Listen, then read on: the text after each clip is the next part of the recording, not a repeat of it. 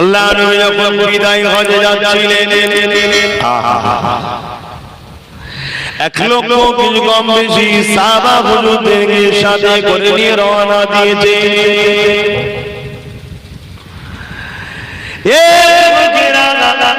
এমন একটা জায়গা মোড়, রাস্তা চৌরাস্তা মোড় এসেছে, যেখান থেকে কাবা শরীফে যাবার রাস্তা যেদিকে, আল্লাহ নবী ওদিকে না গিয়ে উল্টো রাস্তা ধরেছে।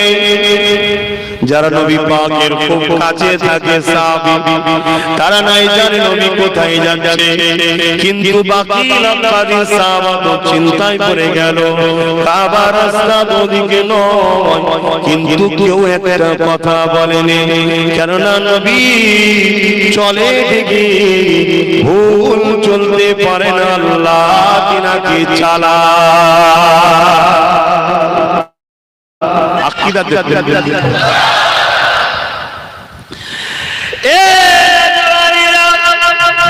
আল্লাহ নবী যাচ্ছিল, কম বেশি সাহাবা নবী পাকের পিছু পিছু যায়, কেউ কোনো কথা বলে না। একটা উঁচু জায়গায় এসে গেছে, মরুভূমি এলাকা, গরম এলাকা, কিছু কাঁটা যুক্ত গাছ রয়েছে, সেই গাছগুলোকে সরিয়ে সরিয়ে সরিয়ে সরিয়ে আল্লাহ নবী এমন একটা জায়গায় এলো, সেই জায়গায় পৌঁছে গেলেন।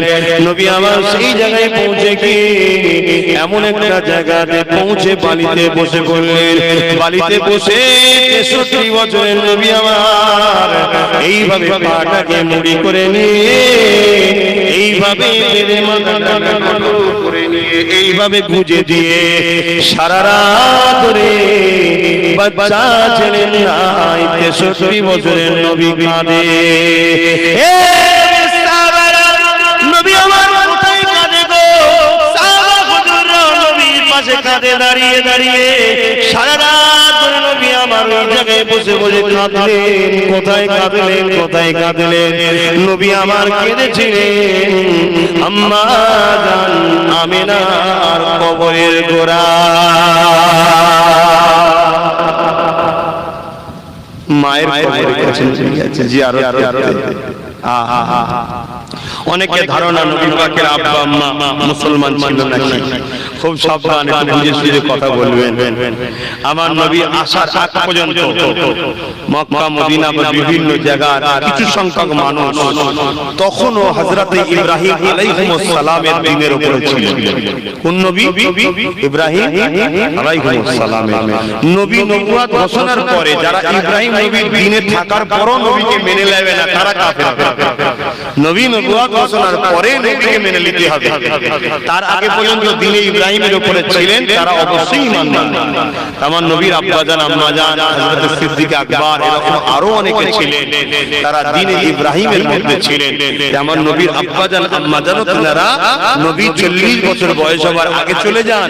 এক রায়াতের মধ্যে আছে, জালালউদ্দিন সুয়ুতি হুজুর লিখছেন, তিনি নবুয়তের এলানের পরে, নবুয়ত পেয়েছে নবী তো দুনিয়ার আগে, সবকিছুর আগে, এলানের পরে তিনি তেনার আব্বাজান আম্মাজানের কবরের কাছে গিয়ে আল্লাহ পাকের কাছে দরখাস্ত করেছেন, আল্লাহ আমার আব্বু আম্মুকে তুলে দিন, আমি তিনাদেরকে আমার দ্বীনের মধ্যে আনতে চাই, দ্বীনে ইব্রাহিম থেকে দ্বীনে মুহাম্মদীতে আনতে চাই।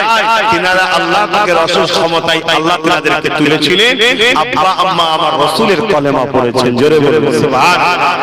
এবং এমন একটা মহান ব্যক্তি কিতাবের মধ্যে লিখেছেন, যিনি 2000 শুধু হাদিসের সনদ মুখস্থ ছিল। হাদিস তো আরো 10-20 হাজার লাখ মুখস্থ ছিল, 2000 শুধু হাদিসের সনদ। হযরত জালালউদ্দিন সুয়ুতি রাহমাতুল্লাহ যিনি তাফসীরে জালালাইন শরীফ লিখেছেন। কথা বুঝে আসছে বাবা? খবরদার আমার নবী পাকের আব্বা আম্মালে যেন ছোট বড় কথা বলে ফেলবেন না, বরবাদ হয়ে যাবেন, ধ্বংস হয়ে যাবেন। আমার নবীকে কষ্ট দিয়ে এমন কোন কথা বললে আপনি বরবাদ হবেন।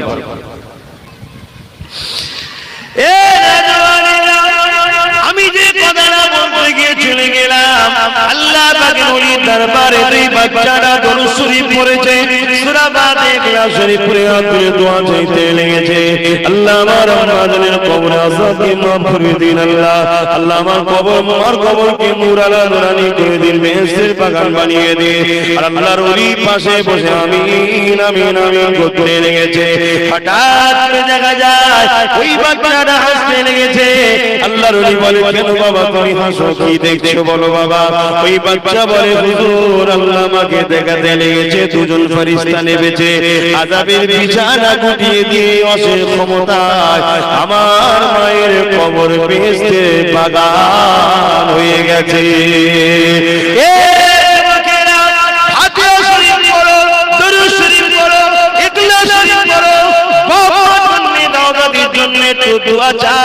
যখন তোমরা দুনিয়ায় ছোট ছিলে তারা তোমাদেরকে কখনো জমিনে নামতে দেয়নি, কোলে করে নিয়ে আদর করেছে, চুমা দিয়েছে।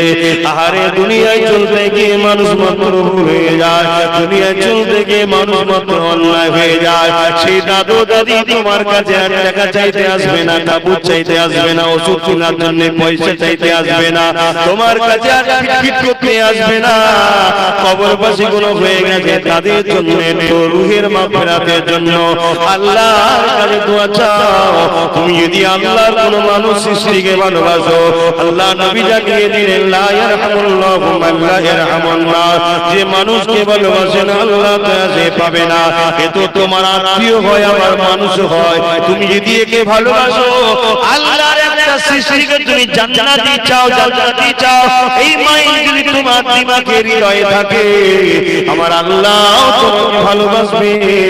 তোমার জন্য কেউ কাঁদা না থাকলে আল্লাহ ফারিস্তাকে মানুষের সুরাতে পাঠিয়ে তোমার জন্য কাঁদার ব্যবস্থা করে দেবে। কেননা তুমি যদি কাউকে প্রেম করো, অবশ্যই তোমার প্রেমের মানুষ আল্লাহ পাক ঠিক করে দেবে। আর তুমি নিজে কখনো কাউকে প্রেম করলে না, কারো ভালো চাইলে না, কারো উপকার চাইলে না, তোমার কখনো কেউ প্রেম করার মানুষ হতেই পারে না। তাই তুমি কারো নাজাতের জন্য যদি আশা করো, তোমার নাজাতের জন্য আল্লাহ ব্যবস্থা করে দেবে। এই বিষয়ে আরেকটা রাত বলে যায়, হযরতে ইমাম হাসান বসরি রাদিয়াল্লাহু তাআলা, যিনি জগৎ বিখ্যাত ইমাম ছিলেন, যিনি নবী পাকের দুধের পাত্র থেকে দুধ পান করেছিল। আল্লাহ নবী বলেছিল, কে দুধ পান করেছে? ওই সময় বলা হয়েছিল হাসান বসরি পান করেছে, হাসান পাস করেছে। আল্লাহ নবী বলেছিলেন, যতটা দুধ পান করেছে আল্লাহ পাককে ততটা ইলম দান করবে।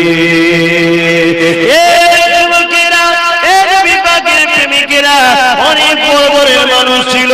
হযরত হাসান বসরি, হযরত হাসান বসরি জীবনীতে পাওয়া যায়, একজন বয়স্ক মা আল্লাহর ওলি হাসান বসরি দরবারে এসেছে।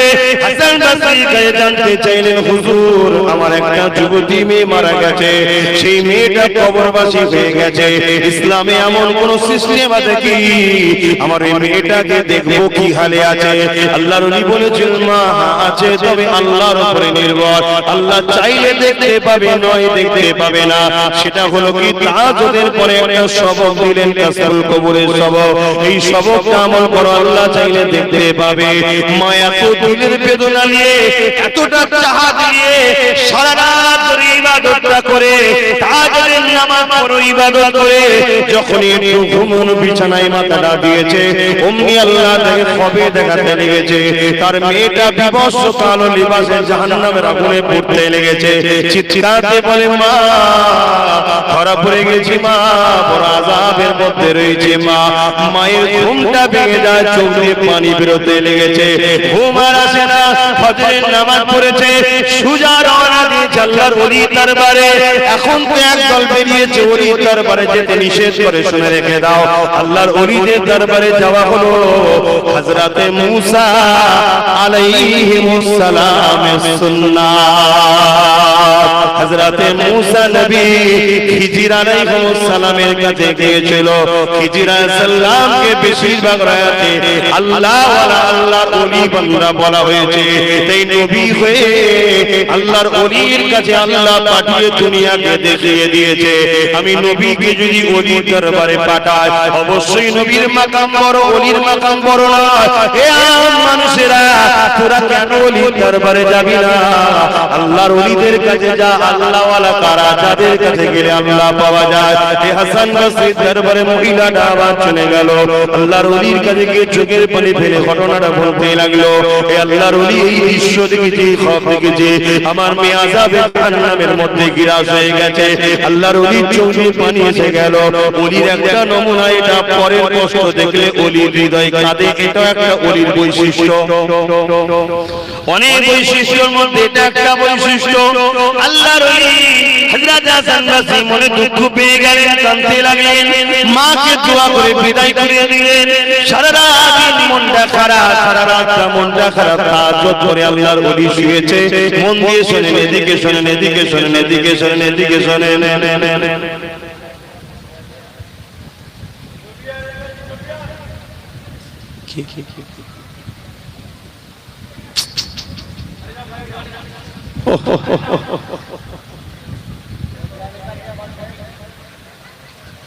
কি সমস্যা? ও আল্লাহর ওলি হাসান বসরি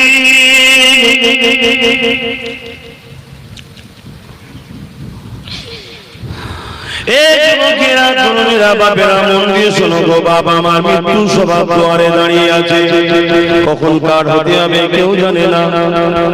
আব্বাস সিদ্দিকী কত সুন্দর ওয়াজ করছে, তোমাদেরকে দিনের প্রচার করছে। যুবক ছেলে শরীরে বিমার আছে, কিছুই নাই, আল্লাহ সুস্থ রেখেছে, হঠাৎ করে চলে যাবে না, কোনো গ্যারান্টি নাই। কি মুখ দেখাবো মালিকের কাছে, এটা চিন্তা করো। তবে হ্যাঁ, গরিবদের জন্য কিয়ামতের দিন অনেক খুশির খবর আছে। গরিব সবর করো, গরিব ধৈর্য ধরো, গরিবের ইন্তজার করো। আজ নয় কাল, কাল নয় পরশু চলে যেতে হবে, একটু কষ্ট ধৈর্য ধরো। ডাল ভাত যা কপালে আছে হালাল খাও, যা মোটা কাপড় আছে হালাল লাও, হারাম নিও না। কেননা গরিবদের জন্য কবরে এবং হাসরে অনেক খুশির খবর রয়েছে। কিয়ামতের দিনে যখন গরিবরা উঠবে, আল্লাহ পাকের ফেরেশতারা বলবে, এই গরিবরা আস্তে আস্তে জান্নাতে চলে যাও, হিসাব তোমাদের নয়, চলে যাও। ওজন তোমরা ময়দানে মাঝরে গেলে জটিলতা বেড়ে যাবে। কেমন বেড়ে যাবে? এই জমিনে অনেক পাপী লোক আছে, কিন্তু কোন গরিবকে দান করে বসে আছে। গরিব যখন জান্নাতে যাবে, এই পাপী তখন বলবে, ভাই রে, আমি শাড়ি দিয়েছিলাম, নুগি দিয়েছিলাম, খাদ্য দিয়েছিলাম, আজ আমি বিপদে পড়েছি, একটু পাশে নেই। গরিব যখন বলবে, আল্লাহ বন্ধু হয় দেখেছিল, ছেড়ে কি করে যায়? গরিবের খাতিরে আল্লাহর পাপকে চেপে ওকে জান্নাতে দিয়ে দেবে। তাই গরিবকে ফেরেশতা বলবে, সাইডে চলে যা, কেন ওখানে গেলে ঝামেলা বেড়ে যাবে। অনেক আসামি আছে, তার মাফ করার মতো নয়, মাফ করার মতো নয়, অনেক আসামি আছে, কিন্তু তোরা গেলে ঝামেলা বেড়ে যাবে। এখন তোদেরকে ধরে ধরে জামাইলি যেতে হবে। আর তোরা বললে আল্লাহ তোদের কথা শুনবে। গরিবদেরকে আল্লাহ এত ভালোবাসে, কিন্তু হায় হায় আজকে গরিবগুলো কি তো আবার টার্গেট করা হচ্ছে। ফ্রি খানা, ফ্রি বিরিয়ানি, ফ্রি টাকা, ফ্রি চাল, ফ্রি আলু, ফ্রি ডাল, কপা কপ লিচার কপা কপ খাচ্ছে। বাপ রে বাপ, ফ্রি কেন নেবেন? সবচেয়ে বড় কথা, ফ্রি কেন নেবেন? ফ্রি মানে ভিক্ষা। ফিরি লোব না, অধিকার। কি লোব? অধিকার। এখন এই কথা বলতে গেলে আমার সমস্যা বাড়বে। এখন যেটা বলবো সেটা বলবো, অধিকার না, অধিকার।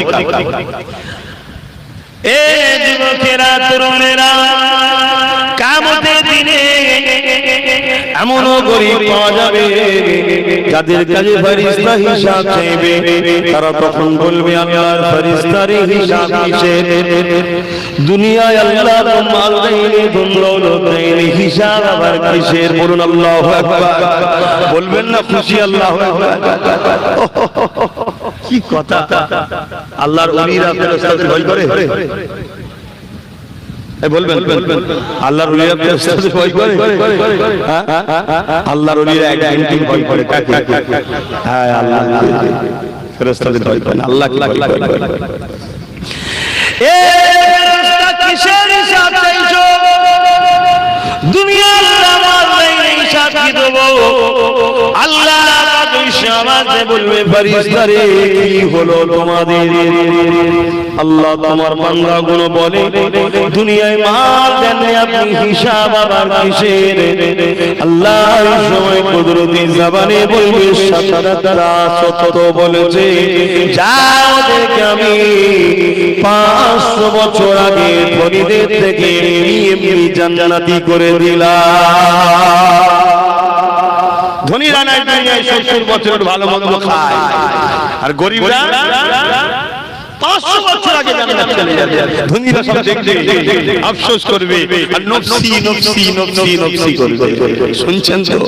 একটু কষ্ট করুন, একটু ধৈর্য ধরুন। তবে আমার দাদুজান কিন্তু গরিব ছিলেন, আল্লাহ বাদশা করেছিল কিন্তু জিন্দেগি কাটিয়েছেন গরিব। মানেন আপনারা? মানেন? যারা বিশ্বাস করেন আমার কথা মেনে নেবেন নাকি? আল্লাহ করেছিলেন বাদশা কিন্তু জিন্দেগিটা কাটিয়েছেন গরিবই। বুঝতে পারছেন কিছু? আমার ছোট পীর কেবলা আপনাদের গ্রামে আসতেন, পাড়া প্রতিবেশী লোকেরা সব ইটা সিটা দিত, শাক সবজি ইটা সিটা সব দিত। হুজুর গিয়ে পুরো গ্রামের লোককে দাওয়াত দিত, যা দিত সব এদের সবাইকে খাইয়ে দিত। কালকে কি হবে? যদি কোনোদিন বাড়িতে খাবার না থাকতো, হুজুর কেবলা চারা জানদের হাতে বলে পাঠাতো, দাদি জানরা যাও তোমার আব্বাকে বলো আজকে ঘরে চাল নাই, আলু নেই, এটা নেই, ওটা নেই। ছোট হুজুর পীর কেবলা কি উত্তর দিতে জানে? এই কচি তোমার আম্মা জানদের যে বলো জুলফিকার খাবার মালিক নেই, রোজা রাখো, আল্লাহ যখন খাবে খাবে। কথা বুঝছেন না? বোঝেন না? আবার কিছুক্ষণ পরে দেখা যেত অচেনা মানুষ যাকে কোনোদিন হুজুরের দরবারে খাদেম যারা কাছে থাকে তারাও কোনোদিন দেখে না, এসে আবার খাদ্য নজরানা দিয়ে চলে গেল। হুজুর আবার বলে আমাদের পল্লী আসো, সবাইকে দাওয়াত দাও, সবাই মিলে খাও। জোরে বলুন সুবহানাল্লাহ।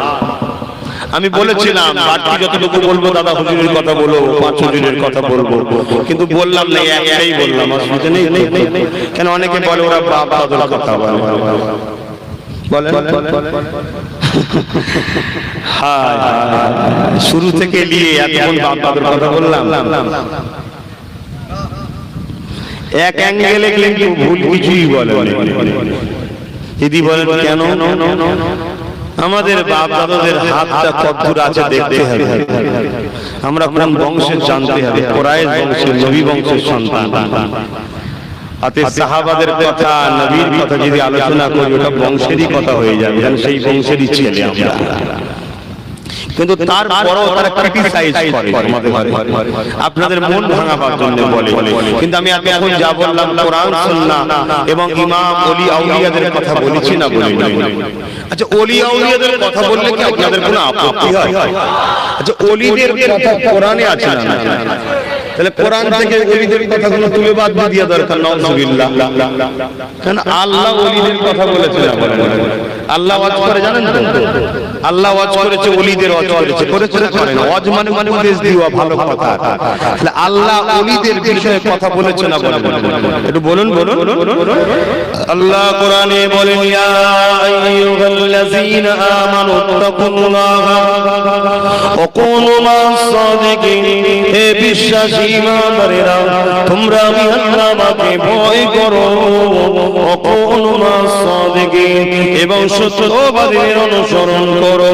ও আমার আল্লাহ, এই এই সত্যবাদী কারা? কেন তোরা জানিস না?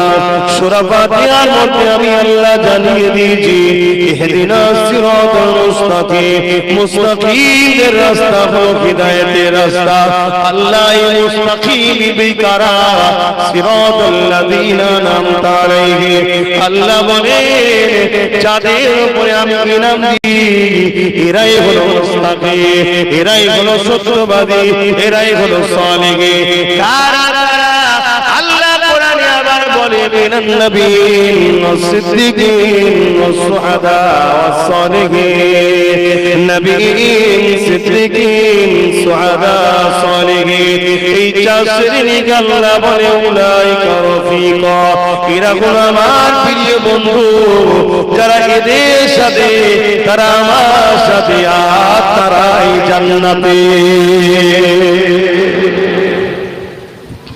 দাদা হুজুরের সাথে থাকবেন না ছেড়ে দেবেন?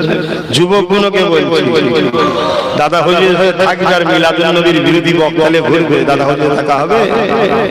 দাদা হুজুরের সাথে থাকবে আর এই হাত ধরে বসে আছে। কি রে, ঠান্ডা লেগেছে নাকি তোকে? কি গো, বেজার হচ্ছে?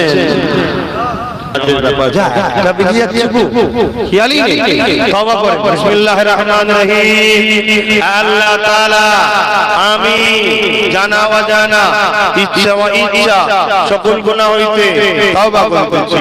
আস্তাগফিরুল্লাহ রাব্বি মিন কুল্লি যামবি ওয়া আতুবু ইলাইহি। আশহাদু আল লা ইলাহা ইল্লাল্লাহু ওয়াহদাহু লা শারীকা লাহু ওয়া আশহাদু আন্না মুহাম্মাদান আবদুহু ওয়া রাসূলুহু লা ইলাহা ইল্লাল্লাহ মুহাম্মাদুর রাসূলুল্লাহ সাল্লাল্লাহু আলাইহি ওয়াসাল্লাম।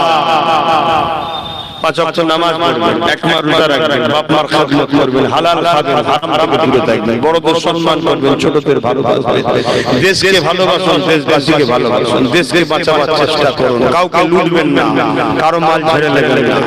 অন্যায় করা যেমন পাপ, অন্যায়কারীদেরকে সাপোর্ট করা পাপ, চুরি করা যেমন পাপ, চোরকে সাপোর্ট করাও তেমন পাপ। তাই আপনারা আমার দাদা পীরের আওলাদ, রুহানি ছেলে, আপনাদেরকে বলবো অনেক দিক উদিক করেছেন, শয়তানের রক্তচক্ষু থেকে ভয় করে পাপ কাজ করে ফেলবেন না, প্রতিরোধ করতে শিখুন, সংগ্রাম করতে শিখুন, ন্যায়ের পক্ষে অন্যায়ের বিরুদ্ধে লড়াই করতে শিখুন। কারণ ন্যায়ের পক্ষে লড়াই করা, অন্যায়ের বিরুদ্ধে লড়াই করা হলো মহান পুণ্যের কাজ। এই অবস্থায় যদি আপনি মারা যান বেহিসাব জান্নাত পাবেন। জোরে বলুন সুবহানাল্লাহ। নাইটা কি? গরীব মানুষকে ভালোবাসাও নাই, মা বাপকে ভালোবাসাও নাই, এতিমকে আশ্রয় দেওয়াটাও নাই, বড়দেরকে সম্মান করাটাও নাই, দেশকে ভালোবাসাটাও নাই, দেশকে বাঁচানোটাও নাই, দেশ সমাজকে মুক্ত করার চেষ্টা করার নামও নাই। কথা বুঝা আসছে? এগুলো মাথায় রাখবেন।